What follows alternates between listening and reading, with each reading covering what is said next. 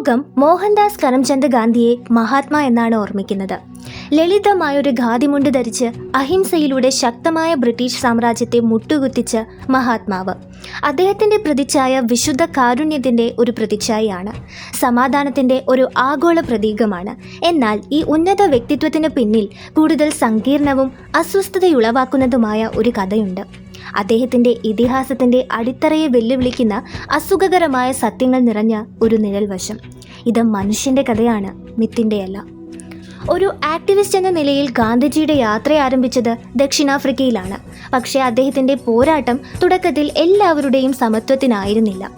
1893 അദ്ദേഹം എത്തിയപ്പോൾ വംശീയ വിവേചനത്തിൻ്റെ കഠിനമായ യാഥാർത്ഥ്യത്തെ അദ്ദേഹം അഭിമുഖീകരിച്ചു. എന്നിരുന്നാലും അദ്ദേഹത്തിൻ്റെ പ്രതികരണം തദ്ദേശീയരായ കറുത്ത വർഗ്ഗക്കാരായ ദക്ഷിണാഫ്രിക്കക്കാരുമായി അവരുടെ പൊതുപീഡകനെതിരെ ഒന്നിക്കുക എന്നതല്ലായിരുന്നു. പകരം ഇന്ത്യക്കാർ ശ്രേഷ്ഠരാണെന്ന് തെളിയിക്കാൻ അദ്ദേഹം പോരാടി. തൻ്റെ രചനകളിൽ കറുത്ത വർഗ്ഗക്കാരായ ആഫ്രിക്കക്കാരെ വിശേഷിപ്പിക്കാൻ ഗാന്ധി പലപ്പോഴും കാഫിർ എന്ന അവഹേളനപരമായ പദം ഉപയോഗിച്ചു. അവരെ കാട്ടാന്മാർ എന്നും അപകരിഷ്കൃതർ എന്നും പരാമർശിച്ചു.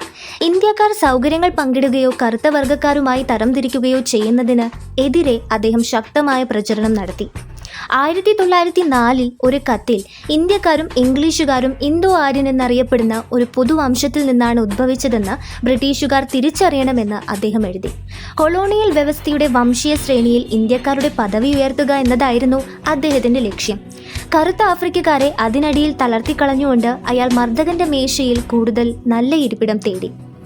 ഗാന്ധിയുടെ ആത്മീയവും രാഷ്ട്രീയവുമായ സ്വാധീനം വളർന്നപ്പോൾ വിശുദ്ധിയെക്കുറിച്ചുള്ള അദ്ദേഹത്തിൻ്റെ വ്യക്തിപരമായ പരീക്ഷണങ്ങളും വളർന്നു.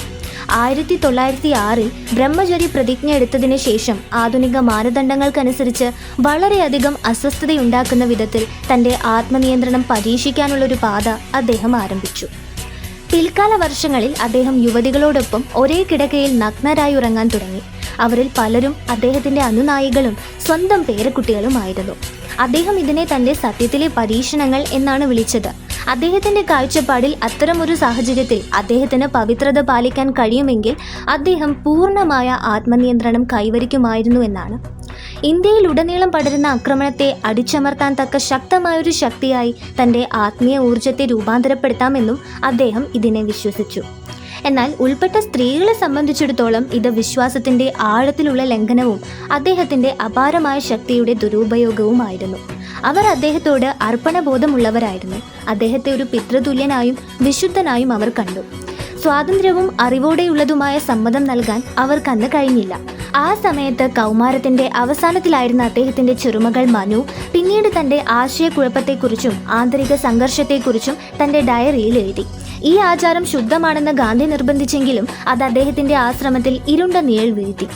ചൂഷണത്തെക്കുറിച്ചും തൻ്റെ ഏറ്റവും ദുർബലരായ അനുനായികളുടെ വൈകാരികവും മാനസികവുമായ ക്ഷേമത്തോടുള്ള അദ്ദേഹത്തിൻ്റെ അവഗണനയെക്കുറിച്ചും ചോദ്യങ്ങൾ ഉയർത്തി. ഭാര്യ കസ്തൂർബയുമായുള്ള അദ്ദേഹത്തിൻ്റെ ബന്ധവും നിയന്ത്രണാതീതമായിരുന്നു. ചെറുപ്പത്തിൽ താൻ ഒരു ആധിപത്യം പുലർത്തുന്നവനും അസൂയയുള്ളവനുമായ ഭർത്താവാണെന്ന് അദ്ദേഹം പരസ്യമായി സമ്മതിച്ചു. കസ്തൂർബ ന്യൂമോണിയ ബാധിച്ച് മരിക്കുമ്പോൾ പ്രത്യേകിച്ച് വേദനാജനകമായൊരു സംഭവമുണ്ടായി. ആധുനിക വൈദ്യശാസ്ത്രത്തിൻ്റെ കടുത്ത എതിരാളിയായ ഗാന്ധി ജീവൻ രക്ഷിക്കുന്ന പെനിസിലിൻ കുത്തിവയ്ക്ക് നൽകാൻ ഡോക്ടർമാർക്ക് അനുവാദം നൽകിയില്ല. താമസിയാതെ അവർ മരിച്ചു. ഗാന്ധിക്ക് മലേറിയ ബാധിച്ചപ്പോൾ സ്വന്തം ജീവൻ രക്ഷിക്കാൻ കിനൈൻ കഴിക്കുന്നതിൽ അദ്ദേഹത്തിന് ഒരു പ്രശ്നമില്ലായിരുന്നുവെന്ന് വിമർശകർ ചൂണ്ടിക്കാണിക്കുന്നു. ഇത് ഒരു കടുത്തതും ദാരുണവുമായ ഇരട്ടത്താപ്പ് വെളിപ്പെടുത്തുന്നു.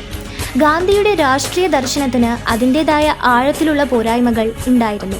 ഏറ്റവും താഴ്ന്ന ജാതിക്കാരെ ഹരിജന്മാർ എന്ന് വിളിച്ചുകൊണ്ട് തൊട്ടുകൂടായ്മ എന്ന ആചാരത്തിനെതിരെ അദ്ദേഹം പ്രചരണം നടത്തിയെങ്കിലും അടിസ്ഥാന ജാതി വ്യവസ്ഥയെ അദ്ദേഹം ഒരിക്കലും പൂർണ്ണമായും ഉപേക്ഷിച്ചില്ല.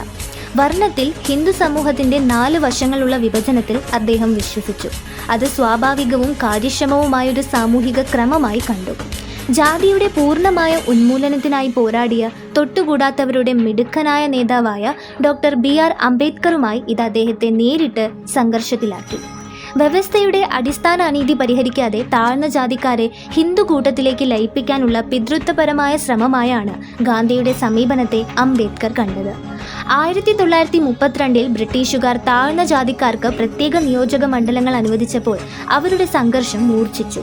ഹിന്ദു സമൂഹത്തെ വിഭജിക്കാനുള്ളൊരു നീക്കമായി ഗാന്ധി ഇതിനെ കാണുകയും അതിൽ പ്രതിഷേധിച്ച് മരണം വരെ നിരാഹാരം ആരംഭിക്കുകയും ചെയ്തു. കടുത്ത സമ്മർദ്ദത്തെ തുടർന്ന് പ്രത്യേക പ്രാതിനിധ്യത്തിന്റെ രാഷ്ട്രീയ അധികാരം ഉപേക്ഷിച്ചുകൊണ്ട് അംബേദ്കർ പൂന ഉടമ്പടിയിൽ ഒപ്പുവയ്ക്കാൻ നിർബന്ധിതനായി. പലർക്കും ഇത് ഐക്യത്തിന്റെ ഒരു പ്രവൃത്തിയായിരുന്നില്ല, മറിച്ച് ഏകീകൃത ഹിന്ദു ഇന്ത്യയെക്കുറിച്ചുള്ള ഗാന്ധിയുടെ ദർശനത്തിനായി ഏറ്റവും അടിച്ചമർത്തപ്പെട്ടവരുടെ അവകാശങ്ങൾ ബലികഴിച്ച ഒരു രാഷ്ട്രീയ ഭീഷണിയായിരുന്നു.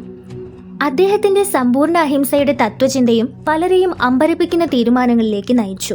ബ്രിട്ടീഷ് സൈന്യം നൂറുകണക്കിന് നിരായുധരായ ഇന്ത്യക്കാരെ കൊന്നൊടുക്കിയ ജാലിയൻ വാലാബാഗ് കൂട്ടക്കൊലയ്ക്ക് ശേഷം ഗാന്ധി പഞ്ചാബിലെ ജനങ്ങളോട് അഹിംസ പാലിക്കാൻ ഉപദേശിച്ചു.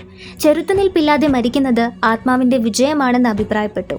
തങ്ങളുടെ പ്രിയപ്പെട്ടവർ കൊല്ലപ്പെടുന്നത് കണ്ട പലർക്കും ഈ ഉപദേശം ഒരു തന്ത്രമായി തോന്നുന്നില്ല, ഉത്തരവാദിത്വത്തിൽ നിന്നുള്ള ഒരു വിട്ടുവീഴ്ചയെ പോലെയാണ് തോന്നിയത്.